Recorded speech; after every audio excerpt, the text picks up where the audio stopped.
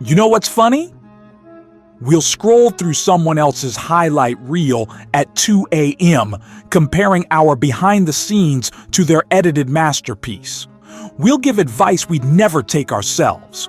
We'll show up for everyone except the one person who's been waiting the longest, you. And I'm not talking about some Instagram self-care bullshit. I'm talking about the real, uncomfortable truth you've been running. Running from the person in the mirror, running from the silence, running from what you know you need to do. Because focusing on yourself, that's not bubble baths and affirmations. It's looking at the wreckage you've been stepping over every day and finally asking, what part of this is on me? It's admitting that some of the people draining you, you let them. Some of the chaos in your life, you created it. Some of the pain you're carrying, you're choosing to hold on to it because at least it's familiar. And that's the thing nobody tells you. Focusing on yourself means getting brutally honest about the lies you've been telling yourself, about why you're stuck, about why you keep making the same mistakes, about why you're terrified of being alone with your own thoughts.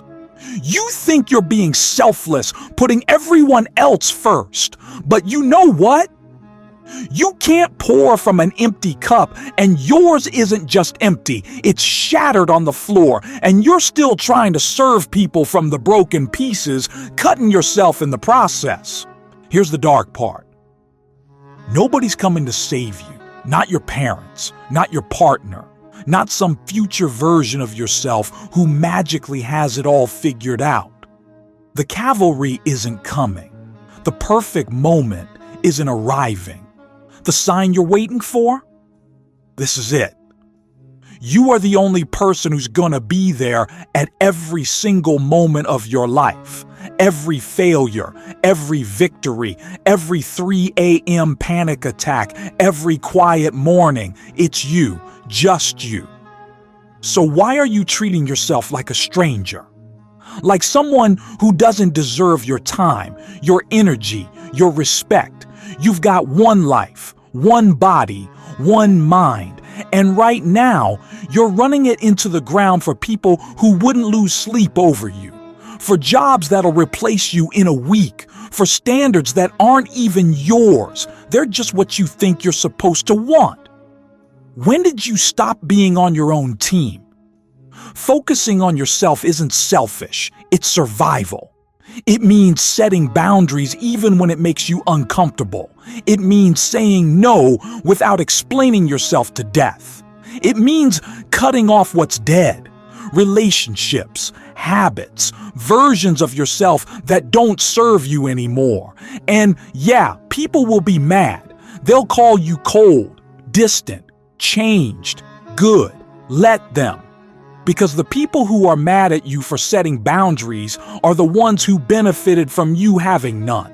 It means sitting with the uncomfortable truth that you're not where you want to be because of the choices you've made. Not luck, not circumstances, choices.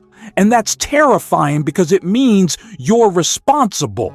But it's also the most liberating thing you'll ever accept, because if you got yourself here, you can get yourself somewhere else. You know what you need to do. You've known for a while now. You need to stop waiting for permission to take up space, to be ambitious, to be difficult, to disappoint people who were never going to be satisfied anyway. You need to stop numbing yourself with scrolling, with substances, with toxic people, with staying busy enough to avoid thinking. You need to feel it, the anger, the grief, the disappointment. Because on the other side of that pain is the person you're supposed to become.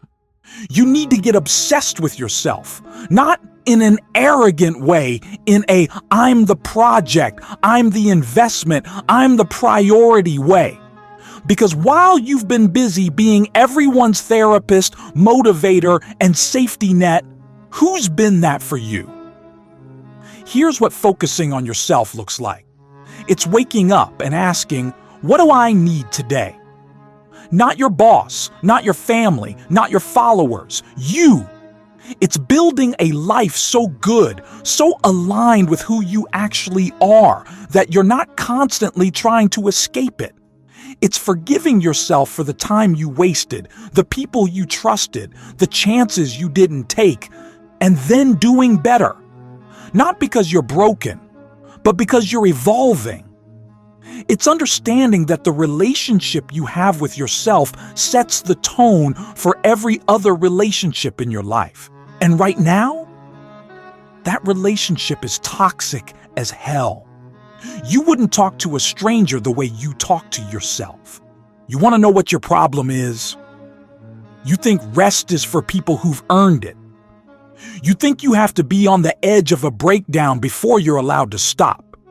You think pain is the price of admission for being human, so you just carry it. All of it. Everyone else's problems, your own trauma, expectations that were never yours to begin with, and you wear it like armor, like suffering makes you strong, like struggle is proof you're trying hard enough. But here's the truth. Nobody wants to hear. You're not a martyr. You're just exhausted. And calling it strength doesn't make it sustainable. You know what real strength looks like?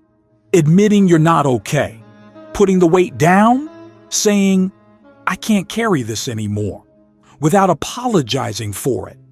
You're so busy being what everyone needs you to be that you forgot who you actually are. Your parents needed you to be responsible. Your friends need you to be available. Your job needs you to be productive. Social media needs you to be impressive. And you need a fucking break. But you won't take it. Because somewhere along the way, you learned that your worth is tied to your usefulness. That if you're not solving problems or showing up or grinding, you're disposable. So you keep going. Keep performing. Keep pretending that you're built for this level of stress, but you're not a machine. And even machines break down. Here's what nobody tells you about focusing on yourself. It feels selfish at first, wrong, uncomfortable, because you've been conditioned to believe that thinking about your own needs is somehow morally corrupt, that self-care is indulgent, that boundaries are mean, so you sacrifice and sacrifice and sacrifice until there's nothing left of you but obligation and resentment, and then you wonder why you're numb, why nothing excites you anymore, why you can't remember the last time you did something just because you wanted to, not because you had to. You've been so focused on not letting people down that you forgot you're a person too, not a resource, not a support system, a person with limits, with needs, with a breaking point. Let me tell you something about the people in your life, the ones who actually love you. They want you to be happy, not useful. The ones who guilt you for having boundaries, they don't want what's best for you. They want what's easiest for them. And the ones who only show up when they need something, they're not your people. They're just users with your phone number. You've been so afraid of losing people by putting yourself first that you've lost yourself trying to keep them. And for what? So they can stick around and drain whatever's left of you? You're not going to get a second chance at this life. There's no do-over, no reset button. This is it. And you can spend it trying to be palatable, manageable, easy to deal with. You can spend it making yourself smaller so other people feel bigger. You can spend it waiting for permission to take up space. Or you can decide right now that you matter, that your peace matters, that your happiness matters, that you're done apologizing for having needs. So here's what focusing on yourself actually looks like. It's waking up and checking in with yourself before you check your phone. It's saying no without a paragraph of excuses. It's letting people be disappointed in you without crumbling. It's choosing what serves you, even when it's unpopular. It's building a life you don't need to escape from every weekend. It's understanding that you can't pour from an empty cup and yours has been bone dry for too long. The weight you're carrying, it's not all yours to carry. Some of it was handed to you by people who should have dealt with their own shit. Some of it you picked up thinking it would make you worthy, and some of it you're holding on to because it's familiar.